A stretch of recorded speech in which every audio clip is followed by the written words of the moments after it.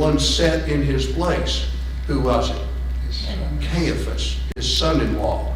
And so then Jesus was taken to Caiaphas with the caucus, a small convening of the Sanhedrin Council. And there they began to try to take from him information that they could use to convict him. Did they find any witnesses against Jesus? The false witnesses. And did the false witnesses even agree? They didn't even agree among themselves, which would have thrown the case out. And so as they're doing that, finally they had two who said, he said, destroy this temple and I will raise out of this temple made with hands, and I will make a new temple without hands. And of course he spoke of what? His body. And it was a misstatement of what he had said in John the 2nd chapter. Well, then finally, Jesus is not answering. And so Caiaphas said, what have you to say about all of this? And Jesus said nothing.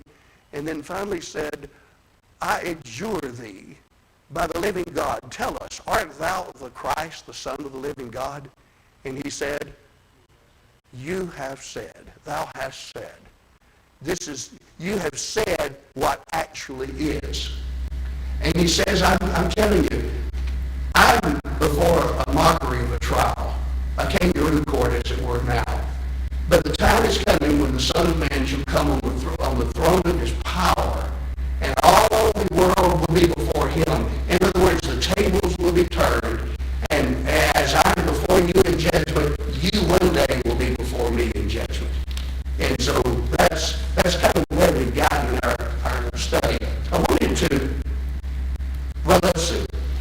I believe we are on 103, page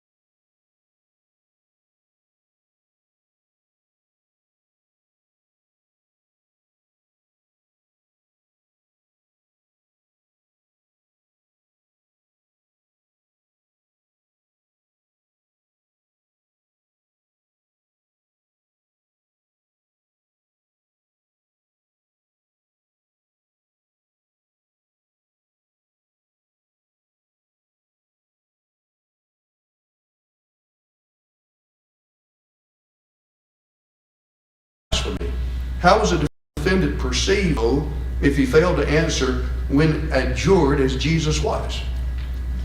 Guilty. He was considered guilty. You couldn't take the fifth in that sense. What does this adjuration also tell about Caiaphas' understanding of Jesus' claims? He knew Jesus what? He was telling the truth. Exactly. He was telling the truth, and that his claim was that he was the Son of God.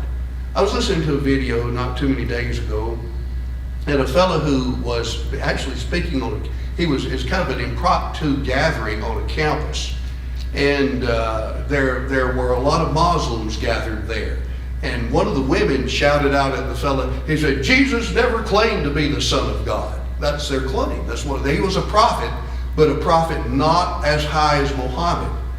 And he shot back at this statement right here, and he was right. He was just straight on the arrow there. That Caiaphas understood Jesus' claims to be God's Son. And if you claim to be on a par with God, blasphemy goes both ways. It basically means to rail at someone. But it also has a meaning where you take something that is sacred and you reduce it to the profane or the common. Or you take something that is common, like man, and elevate him to deity. Either way you go, it would be considered blasphemy. And so what Caiaphas was looking at was the fact that by Jesus saying he is the Son of God, he's elevated himself on a par with God. And that's just one of several instances that you can cite. He cited he was the Son of God, going all the way back to the woman at the well. That's right. I that speak unto thee am he. He told her. First was ministry. Exactly. That's a good point, Farron. That's exactly right. Okay, let's see. Number 12. What affirmation did Jesus make which brought his condemnation? And you mentioned it a while ago. He said, thou hast said. Thou hast said. You have said it. It's a stronger form, if I understand the language correctly. It's a little stronger form than just saying yes. It is because you said it because this is how things are. It's just a form of that. And I mentioned in the note, this was the opportunity for which Jesus looked. When the Jewish witnesses failed, Jesus provided his own testimony which would lead to his death. He made the good confession that would cost him his life. We make it that we might live. It's such a beautiful passage in Romans 10th chapter. Paul said, what is it then the word of faith which we preach? For if thou shalt believe with thy heart, God raised him from the dead, and will confess with thy mouth Jesus is Lord, thou shalt be saved. For with the heart man believes unto righteousness, and with the mouth confession is made unto salvation. We admit what we believe. In the 8th chapter of Acts, you remember when the Ethiopian had been reading from Isaiah 53, which actually references what we're talking about during the life of Jesus. And he didn't understand. Philip said, do you understand what you read? And he said, how can I except some man should guide me? So he besought Philip to join him in the chariot. You know the story. As they went down, he began from the same scripture and preached to him Jesus. They came to a certain water. And the eunuch said, see, here is water. What hinders me to be baptized? And then I take it to be, there's some question whether verse 37 of Acts 8 is actually in some texts. It's not in some manuscripts, but it is in a lot of others. But it makes sense that if Philip had been preaching to the eunuch about Jesus, and obviously had been preaching the kingdom of God, that's stated earlier in the chapter. He had been preaching about baptism because the eunuch asked about it. Here's water. What hinders me to be baptized? He had obviously preached the baptism of the commission. And so when they came to a certain water, here's water. What hinders me to be baptized? And Philip said, if you believe with all your heart, you may. And verse 37 says, what? I believe that Jesus is the Christ, the Son of the living God. And based upon that acknowledgement, that confession, I believe everything the Bible, I believe what you've been teaching me that the Old Testament said about Jesus. He took him, they both went down into the water, both Philip and the eunuch, and he baptized him. And they came up out of the water, and he went on his way, what? Rejoicing, because his sins were forgiven. Not at the point of faith, but at the point his faith led him to be baptized. Well, in all of that, can't you just imagine, wouldn't it have been wonderful to have been able to fly on the side of a chariot there and listening to Philip, the inspired evangelist, preach to that Ethiopian Jesus from Isaiah on through the Old Testament. I thought about trying to do something like that, just take passages that we, all of you would know, and just kind of paint a picture of who Jesus is. That's a beautiful thing. Brother A.C. Moore, did y'all remember Brother Moore's lesson on that? Brother A.C. Moore, some of you may have known, preached at Inslee after following Brother Lewis. And he had a lesson entitled, Tell Me the Story of Jesus. And best I remember, he did not make a single comment, did he, Gene? He just quoted passages, and he wove, I've got it in tract form, he wove prophecies into the life of Jesus. And it's a beautiful, if you find it, maybe if I can find it among my things, I'll try to make some copies. I'm certain the family wouldn't mind that. But it's a beautiful, that's basically what, Philip would have done with the eunuch. Yes, sir, Farron, and you had your hand up. I think it's important to note that the eunuch wasn't baptized to join a church. Yeah. And he wasn't baptized as a show of something he did. Had already occurred, yeah. Right. That's where he received the remission of his sins. Right. Where he met Christ in the grave and came back up. Exactly. Yeah, great point. Yeah, he was buried with Christ in baptism, raised to walk in newness of life. Exactly right. All right. So I digress just a little. But he was led as a sheep to the slaughter, and as a lamb before his shearer is dumb, is mute. So he opened not his mouth. And that happened right here before Caiaphas. It would happen before Herod. He wouldn't say anything to Herod. All right, number 13. What is the picture Jesus paints of himself in Matthew 26:64, which is a turning of the tables on Caiaphas and the other Jews who had Jesus on trial? What do you have for that, Brother Charlie?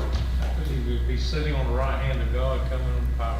Yes, it's this future state of glory. It's an interesting thing. Let's just turn to that. Who has it first? Read that, whoever has it. Matthew 26:64. If you have it already, just read it. Jesus said to him, It is as you said. Nevertheless, I say to you, hereafter you will see the Son of Man sitting at the right hand of the power and coming on the clouds of heaven. Okay, isn't it interesting? Oftentimes people look at this aspect of the life of Jesus as his humiliation. In one sense, the whole life of Jesus was, he humbled himself.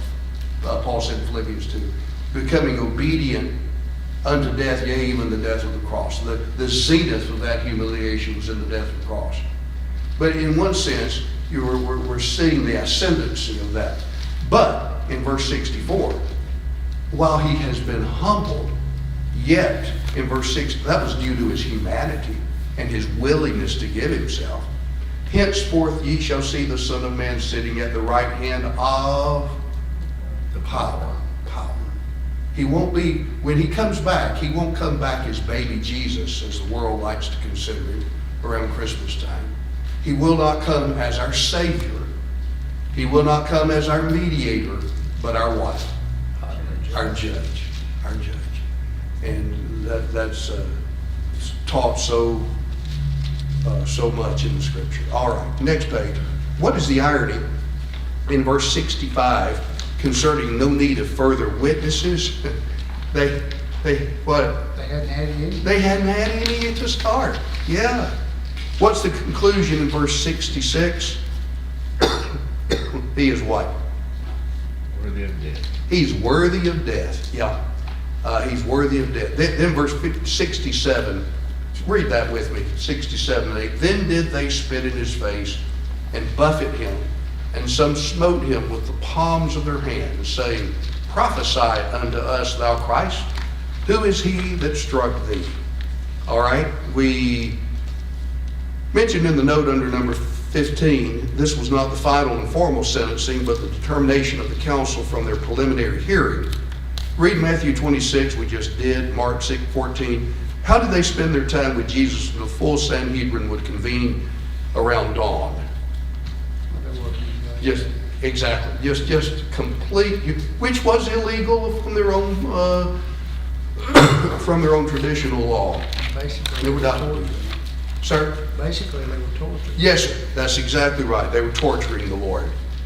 All right. So we've had 2 stages in the Jewish sessions or of the trial of Jesus. Annas, Caiaphas with a small caucus of the Sanhedrin. And now they're waiting until, to give evidently some formality to the proceedings, they're waiting for it to be daylight. All of this other was illegal to start with. And I remember,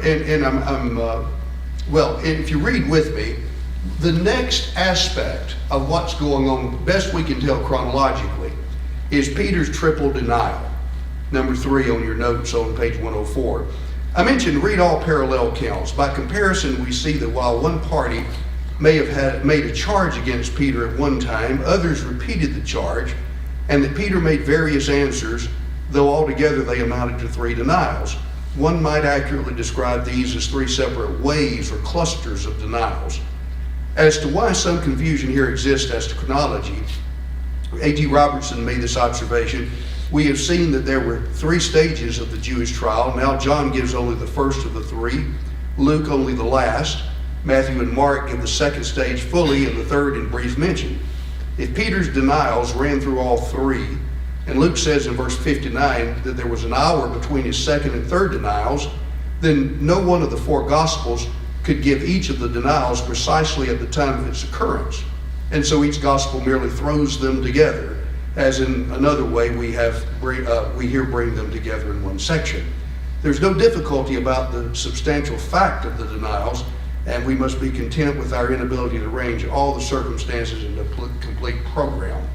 I want to kind of go a little ways from that. And I want us to look at some of the stuff we have here on we're going to move right along here. So this is something I put together recently, but since I was with you last. These are all of the events, the 10 events that I have listed, but I just have it in chart form where you can see that Annas is only recorded by John. And then before Caiaphas, only a small portion in John, but a whole lot more in Matthew, Mark, and Luke's account. Peter's denials are dealt with in each of the 4 accounts. And then about dawn, when Caiaphas and the Sanhedrin meet and condemn him, more is given in Luke. Nothing in John, and very little in Matthew. It just mentions that they did. Judas' remorse, or his repentance and his suicide, is only mentioned in Matthew's account, as well as Acts. I put Acts under Luke. Oh, I didn't put Luke up there. I meant to put Matthew, Mark, Luke, and John. Y'all all knew that without my putting it though. Then before Pilate, a lot in John, some in Luke, some in Mark and Matthew. Only Luke recorded Jesus before Herod Antipas. And then a second time before Pilate, there's more given in Matthew, Mark, and Luke's account, and only a small amount in John. Then the scourging and the mockery a second time by the Romans, we have that in Matthew, Mark, and John. And then Pilate sentences Jesus to crucifixion, as you can see in these accounts. So you can tell not each account gives a full description of everything. And I want to talk a little bit more about that. We've talked about these. I'll not go back into that. Second stage, and now the third stage. I'm sorry, Peter's triple denial after the second stage. I wanted to say something about this that's not in your notes. Sometimes Bible critics, people who do not believe the Bible is from God, it's inspired of God, they'll pick out a particular area of the Bible, and they say, well, look, there are discrepancies there. Therefore, the Bible is not God's Word. They assume Peter had to, and they look at this event with Peter as an illustration of a supposed discrepancy. And they assumed Peter had to answer only one way each time an accusation was made against him. And since the accounts differ, you can't trust the Bible. That's their conclusion. There are several problems with their assumptions. So the first is that the assumption itself, that Peter answered only one way each time. In other words, Peter could have said more than what is recorded in only one account, which is what happened. One account will give part of what he says, another account, just like in other events of the Lord's life. In the Sermon on the Mount, we go primarily to the 3 chapters in Matthew because it's more of an exhaustive account of Jesus' sermon. But Luke 6, best I know, is a record of the same event. But you have a little different language. I don't think it's contradictory. I think it's in addition to, we would say complementary with an E. And in fact, and numerous other events in his life are the same way. Each account complements the others, just as witnesses do in describing an event in a court of law. In fact, the witnesses use the same language, the same phrases. Attorneys will believe that each was coached as to what to say and question their reliability. All 4 accounts were not intended to be verbatim. If so, there was no need for all 4 accounts. It'd just be needed for 1 account. And so the whole idea, well, they're differing accounts, falls. We've already pointed out in time gone by, Matthew emphasizes Jesus what? Kingship. Mark, his miracles, his power. Luke, his humanity. John, his deity. That doesn't mean that the other accounts don't emphasize his deity, or at times, but that's the predominant aspect of emphasis. And so it was. And it wasn't the point of gospel writers to mention every detail in every instance. Much condensing and summarizing occurred. Y'all can quote John 20, 30, 31. Many other signs that Jesus in the presence of his disciples that are not written in these, but these are written that you might believe. And then the last verse of John 21, says that if it were taken on man to record everything Jesus had done, what? The world could not contain the books that would be that. And in Acts 2, verse 11, Luke summarizes that the apostles were preaching the mighty works of God. And then in verse 39 and 40, with many other words, Peter exhorted them, telling them, save yourselves from this what? Untoward generation. Yes. So what we have oftentimes are summaries. I've often thought, Brother Bob Berry was telling me when, several weeks ago, when he went with Leon on a trip over to Greece, and they went to Athens, and you know where this is going. He got up on Mars Hill, and Brother Bob gave Paul's speech there as recorded in Acts 17. Well, you can read that speech in about a minute. If you read it at a normal pace, it doesn't take but about a minute. It's a short speech. Likely, the things that Paul mentioned there, he elaborated on a little more, and Luke recorded a summary of those things. I would say that is likely. And then lastly, each account gives variation of details, but no contradiction. One may give a detail not mentioned or mentioned with a different emphasis. And say, for instance, if we're all outside and somebody saw me coming up and they didn't know me, what kind of a car did Owens come in? Somebody said it's a little red, one of those small SUVs. Somebody said it was a Ford. Somebody else said it's an Escape. Would there be a discrepancy? Not at all. They're supplementing the facts. of the case, putting them together, some for different emphasis. And that's what we have here with the trial of Jesus, and it's particularly now with the denials on the part of Peter. This, I've encouraged several of you who, when we talk privately, this has been a tremendously little helpful book to me. A.T. Robertson was a Greek grammarian. He has several works out. He was a Baptist scholar, and in the early 20s, 30s, he put all this together. But it's so good. He has some good notes in it also, and some good in the appendix. He has some good things. But this is it from, and I tried to enlarge it, and I wanted to go over it with you as a harmony, so we can see how it's no contradiction. There is no contradiction in Peter's denials. It's just a matter of placing together what each of the four accounts say, or what each one says, and then see how it all flows. All right, let's just read together. Kirsten, can you read from, I'm not asking you to read, can you see it from where you're sitting? A little bit. A little bit? Angela, can you see it? I can see it, but I can't read it. Okay, that's fine. If you just follow with me, those of you who can. Simon Peter followed Jesus. This is John 18:15. And so did another disciple, that would be John. Now that disciple was known unto the high priest and entered in with Jesus into the court of the high priest. But Peter was standing at the door without. So the other disciple, which was known unto the high priest, went out and spoke unto her that kept the door. Basically a portal made. And she would have access to who would enter, and, she would have authority as to who would enter and who would be denied entrance. And they brought, he brought in Peter, that is John. All right, so we're in the court of the high priest.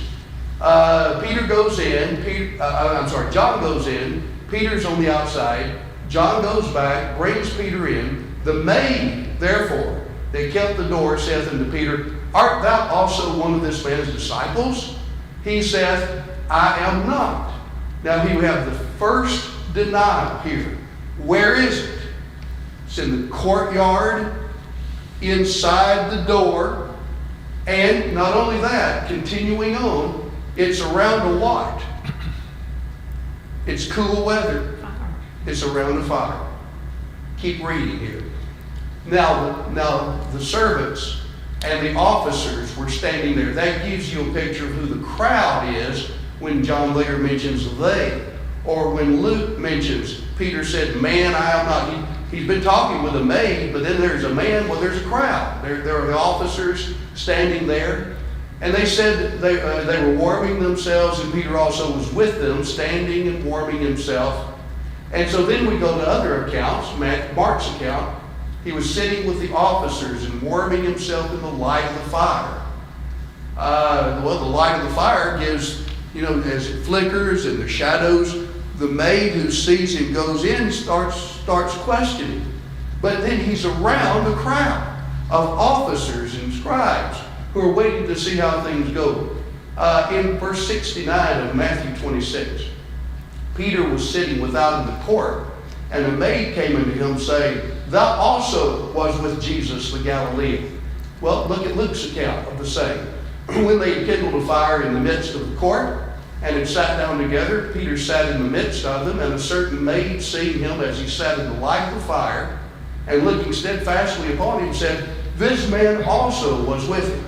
A certain maid, a maid who was there at the door to let them in. So you got all of that. The maid is there, but there's a crowd of others who are hearing everything.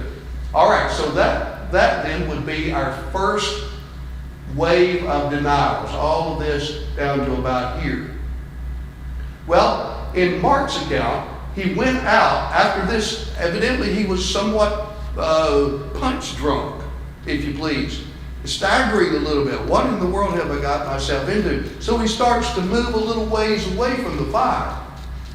We see that here in the text. He went out into the porch, and the cock crew. All right? And then John's account. Now Simon Peter was standing and warming himself. They said, therefore, they. Who's the they? Well, it would be those servants, officers, the high priest, they said, art thou also one of the disciples? He denied and said, I am not. Now, continuing on with Mark and Luke's, the maid saw him and began again to say to them that stood by. Who are the them that stood by? The crowd of officers and others who were there. This is one of them. So she's already accused him, and then she's talking with some who are around, and they begin, in the second denial, the officers among the crowd begin to accuse Peter of being with Jesus. When he was gone out into the porch, another maid saw him and saith unto them that were there, this man also was with Jesus. And after a little while, another saw him and said, Thou art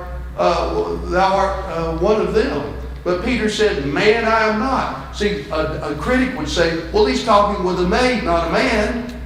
No, he's talking to both. He's talked to a maid, and then the maid is still there, and she's talking to the crowd. And then a man in the crowd, one of the officers, chief priest, said, yeah, I think you're there. He said, Man, I am not. He again denied, Mark's account said. You were with the Nazarene. And again he denied with an oath, I know not the man. And so thus we have the second denial. After a little while, according to Mark's account, they that stood by said to Peter, Of a truth, thou art one of them, for thou art a Galilean. Let's skip to Matthew's account. After a little while, they that stood by came and said to Peter, Of a truth, thou art one of them, for your speech bewrayeth thee, it betrays you. And Luke's account, after the space of about an hour, another confidently affirmed, saying, Of a truth, this man also was with him, for he is a Galilean. Twice he says he is a Galilean. Once he says your speech bewrays. It tells a different story. We can tell from your accent where you're from. And then, along with that, one of the servants of the high priest, being a kinsman of him whose ear Peter cut off, said, Did not I see thee in the garden with him? Peter therefore denied again. And Luke's account, Man, I know not. He cursed and swore, I know not the man.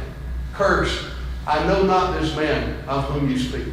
And then Mark's account, after this third denial, Mark's account says straightway the second time the cock crew. Matthew's account straightway the cock crew. It crowed. He just didn't say which time. Matthew and Luke and John say the cock crew or the rooster crowed. It's Mark's account that says it was the second time. And then Luke's account, the Lord turned and looked upon Peter. And Peter remembered the word of the Lord, how that he had said unto him, Before the cock crow this day, thou shalt deny me thrice. And he went out and wept bitterly. In Matthew's account, Peter remembered the word which Jesus had said, Before the cock crow, thou shalt deny me thrice. And he went out and wept bitterly. So there is no discrepancy in any of it. The maid, and then the men from the officers, the chief priest, and then another man. The maid is there, another maid is there. They're all together in all of this. So there's no discrepancy, but there's just a little different emphasis in each of the accounts. Furthermore, because it is sandwiched where it is in the accounts, it's like Robertson made the point. You could not give every detail at every point and still keep the storyline of the trial of Jesus going before Annas and Caiaphas and then before the Sanhedrin. Yes, sir, Brother Farron. I think his denials got a little stronger each time. Oh, they did, Because yes. the importance of the people asking him became more important. Yes. At first it was a maid, then it was an officer, Yeah, and then a bunch of people. yes. And the more they were convinced he was one of them, the stronger to the point of swearing and cursing. Yes, sir. It's either wall or somewhere I read that the first time the cock crowed, Yeah, it was still dark. yes, There's no reason to crow other than God said this is going to happen. yeah. Yeah, that's right. Yes. The Walgreens made that point in their booklet, that just the phrase cock crow, that usually an earlier time before when they all began. Dusk and then dawn. I'm sorry, what was that? Dusk and dawn. is when Yes, Jesus Christ- that's right. That's exactly right. Each account records Peter's denials during the Jewish phrase, but they give different details or their reasons. John records only the first of the 3 stages. Luke gives only the last. We saw that in the chart I made. Matthew and Mark give the second stage fully, with the third only briefly. And if Peter's denials continue through all 3 stages, and Luke states that about an hour passed between second and third, then no one of the 4 accounts could give each of the denials precisely at the time it occurred. However, the important truth recorded is the fact that Peter denied being Jesus' disciple, even to the point of even knowing him. And these denials occurred just as Jesus earlier predicted. You ask yourself, why did he do that? He was worried about himself. He was scared. Yeah. He was Yeah. worried about himself, what was going to happen to him. Yeah, this is the same man that said, I'll die for you. Yeah, I'll go to Yeah, I'll prison. die for you, don't worry about me. That same night. It's that same night. Yeah, I've got actually some lessons on this. Another note. I think I'm gonna wait until Sunday, and let's stop here. I would say this. I had a question down here on page 105. Down about 3/4 of the way down the page. Name at least 3 situations or circumstances in which you might deny the Lord. Think about that. Here he knew him, he knew what was right, and he just didn't say what was right when the time to say it was right then. There's something, a word fitly spoken, Solomon said, is like what? Apples of gold on a network of silver. And to stand in the breach, as it were, and say something that needs... Who is the Old Testament character that we've talked about? It's been a little while, but has a book named after her. Who? Esther. Esther. Yeah, she could say that, but as was told her, if you don't, God can raise up somebody else who will. But there needs to be that idea. If nobody else is, why can't I do it? Why can't you do it? And think of some. I know that's more of an application question, lesson question, but think of some good ways that you might be able to do that. We might do it ourselves. Things like Jeremiah, Daniel, let's go to the old past, let's go back to where it's supposed to be. That's right, and I'll tell you what. When you start being called old fogey or stick in the mud or old fashioned or just not with it, or, in the dark ages, whatever. You don't like to be pegged in that kind of a light or darkness. But nonetheless, to say what is right, to stick with what is right, has it always been popular? Absolutely not. What passage would you go to in Matthew 5, 6, or 7 that would show that offhand that the few are those that are going to be saved? Where would you go? Kirsten, I know you know it. What? Matthew 7, enter ye in at the straight gate, for wide is the gate, and few. What's that? Matthew 7, 13, and 14. That's a passage. As years ago, I did in my study, I did more compartmentalizing of passages, and I would put that passage in Exodus 23. Thou shalt not follow a multitude to do evil. Just don't. If the crowd does something, that probably means it's what? It's wrong. Yeah, you can just about take that to the bank. Okay, guys, thank you for your help.